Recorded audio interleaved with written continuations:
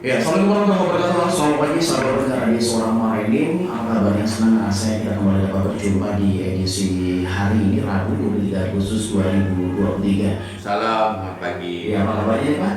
Baik. Baik, juga ya Pak ya. Hari selamat pagi Ibu Evi Sujarti. Selamat pagi Bang Aldo.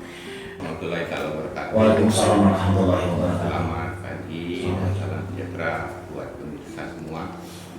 Yang saya hormati Bu Evi dan kali ini mewakili Kadis Komunikasi dan Informatika. Bapak Ibu para pemirsa sekalian, ini yang namanya program pendaftaran sistematis lengkap ini sebenarnya sudah lama dicanangkan oleh pemerintah kita sejak tahun 2017. Jadi kalau dihitung waktu mungkin udah 5 tahunan kali ya. Oh, sudah 5 tahun Pak ya? Ya, dan tahunan. Adapun kalau dahulu Bapak Ibu pemirsa sekalian mungkin mengenal dengan namanya PRONA. PRONA. Ya, PRONA atau Proyek Orasi Nasional Agraria. PRONA. Tapi itu udah nggak ada lagi karena kenapa? Setelah dievaluasi PRONA itu akselerasi capaian untuk mensertifikatkan tanah masyarakat Indonesia ini dinilai kurang baik, kurang cepat. Adapun kalau secara matematis hitungannya mungkin butuh beberapa abad kemudian bagi seluruh bidang tanah di Indonesia ini bisa disertifikatkan. Makanya diterbitkanlah program baru namanya pendaftaran tanah sistematis lengkap. Adapun kalau kita lakukan penyuluhan paling ya peserta penyuluhan 100 belanja kan, 100 ngerti, sisanya nggak ngerti. Nah, sekarang ini saya buka kalau memang ada kesempatan waktu nantinya mau bertanya seputar PTSL saya siap lah. Gitu. Kemudian syaratnya kalau dahulu lengkap dengan surat apa gitu. Kalau sekarang PTSL kalau memang dia berminat untuk jadi sertifikat tanpa surat pun bisa kita usahakan jadi sertifikat. Tanpa surat, yaitu di backup dengan surat pernyataan penguasaan visi namanya. Itu diatur dalam PMNA 397 ada. Dan ada satu lagi kemudahan. Kalau dahulu sebelum sertifikat ditandatangani oleh kepala kantor, si pemilik tanah harus wajib membayar atau setor BPHTB. Sekarang boleh menggunakan BPHTB terhutang.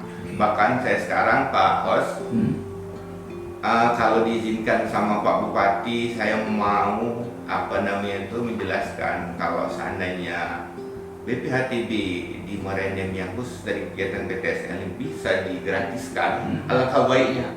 Dan banyak hal-hal yang lain yang tidak bisa saya sebutkan semua kelebihan daripada PTSL. Oleh karena itu mumpung PTSL ini ada di Muara Enim, ayo ibu-ibu Muara Enim mau kita buat sertifikat tanah kita. Kita buat kali Pak. Sebenarnya Pak, yang namanya pembuatan sertifikat itu memang awalnya kita tanya yang disebut dengan alas hak. Alas hak. Apakah itu berasal dari surat pengakuan hak, surat keterangan tanah, ataupun dulu misalkan yang diterbitkan zaman kerajaan dulu misalnya gitu kan. Kalaupun ada silakan tunjukkan ke kami.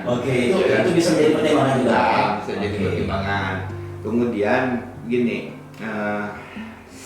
himbauan saya kepada para pemilik tanah, tolong tanah itu dijaga tanda batasnya dan dikelola. Sebab ini potensi yang kami lihat berkembang di kantor itu sengketa tanah terjadi apabila tanah ini tidak dikuasai. Nah itulah yang menyebabkan banyak potensi konflik yang terjadi. Ini datang tim dari Bank Dunia untuk meneliti struktur hukum daripada kepemilikan tanah. Tadi kan Pak Os bilang kami datang kemarin itu menyampaikan produk terbaru daripada BPN. BPN sekarang ini telah melangkah lebih jauh lagi, yaitu akan menerbitkan sertifikat elektronik. Sertifikat elektronik itu bentuk dan tata caranya sudah jauh lebih mudah daripada proses yang lama. Contoh, misal ada suatu balik nama. Tanah saya mau dijualkan ke Pak Aldo misalnya. Kemudian Pak Aldo dengan persyaratan yang ada memenuhi akta jual beli dan sebagainya. Setelah datang ke kantor, Itu sertifikat yang semula sudah jadi sertifikat elektronik itu kita ganti. Nggak ada pencoretan, kemudian tanda tangan pejabat, nggak ada, kita ganti. Dan sertifikatnya cukup dengan 1 lembar, 3 lembar. Lembar pertama menerangkan tentang proses pendaftaran awal. Lembar kedua keterangan tentang pemilik terakhir. Lembar ketiga bentuk atau gambar tanahnya. Baik, terima kasih buat saya. Jadi dapat saya sampaikan bahwa tupoksi saya adalah untuk pembuatan SK daripada sertifikat dan juga untuk penerbitan sertifikat itu tupoksi saya. Dan juga ada tupoksi lain seperti roya, seperti balik nama, seperti jual beli, hibah atau waris. Ada juga seperti hak tanggungan. Ya, ada juga seperti blokir, itu merupakan salah satu tupoksi dari saya. Jadi sekarang kami sedang mengubah mindset daripada masyarakat bahwa tidak seperti dulu lagi, tidak susah dan tidak berbelit-belit. Jadi silakan masyarakat datang langsung ke loket kantor pertama Kabupaten. Surat-surat pertama kali di kampungnya seperti apa? Nah, itu untuk dasar juga. Kalau seperti Pak bilang tadi, kalau mereka sama sekali tidak punya surat, kita akan melihat keadaan Pak. Kalau yang mau menyatakan tersebut sudah berumur, Pak, berarti dia sudah turun ke bumi sana. Iya, betul. Tapi kalau masih di bawah 20 tahun, kita masih agak curiga. Kalau dia tidak punya surat sama sekali, agak waspada. Sertifikat elektronik ini adalah tuntutan perkembangan zaman. Pertama, karena teknologi kita sudah tersedia untuk itu. Kemudian dari yang kita contoh dari negara-negara tetangga, kita ini sebenarnya sudah ketinggalan. Indonesia ini. Jadi ada malah yang menerbitkan sertifikat elektronik itu hanya berupa kayak seperti kartu ATM gitu, besarnya. Tuh. Ada juga yang menggunakan 1 lembar saja, tetapi kayak piagam. Dan seluruh catatan peralihan ataupun sesuatu apa yang terjadi terhadap tanah tersebut tersimpan di dalam dokumen yang nggak disebarkan ke masyarakat. Kita tambahkan ya.